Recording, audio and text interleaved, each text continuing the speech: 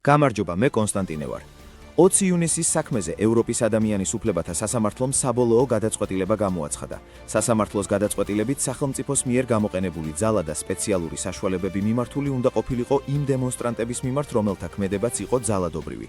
იმის გამო, რომ შინაგან საქმეთა სამინისტროს მაშინდელმა ხელმძღვანელობამ ვერ უზრუნველყო ამ სტანდარტის დაცვა და პროპორციული ძალის გამოყენება დემონსტრანტების მიმართ, დადგინდა ევროპული კონვენციის რამდენიმე მუხლის დარღვევა. ევროკავშირში მწვავე დაპირისპირების მიზეზი გახდა ახალი საიმიგრაციო წესები, რომლის მიხედვით ქვეყნები ვალდებულები იქნებიან მიიღონ მიგრანტები ან ჯარიმა გადაიხადონ.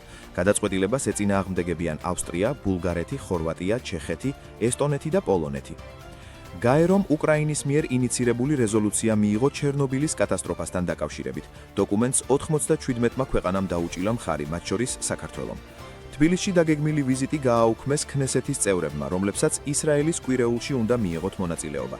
პასუხად განცხადება გაავრცელა საქართველოს უსაფრთხოების სამსახურმა. ჩვენ კავშირზე ვართ ისრაელის სპეცსამსახურის წარმომადგენლებთან, რომლებმაც გაკვირვება გამოთქვეს გავრცელებული არასწორი ინფორმაციის გამო. მოუწოდებთ ყველას, თავი შეიკავონ საქართველოსთვის დამაზიანებელი და გადაუმოწმებელი ინფორმაციის გავრცელებისგან, ნათქვამია განცხადებაში. საქართველოს პრემიერ-მინისტრი თურქმენეთში გაემგზავრა.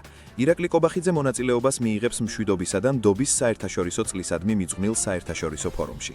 თბილისში ასაახალწლო ადანეთების მონტაჟის ბოლო ეტაპი მიმდინარეობს. ქუჩებში, პარკებსა და სკვერებში ილუმინაციები და დეკორაციები უკვე დაკიდეს. დასრულებულია მთავარი ნაძვის ხის აწყობაც, რომელიც 12 დეკემბერს აინთება. ამ დროისთვის სულ ეს იყო, შეხვედრამდე.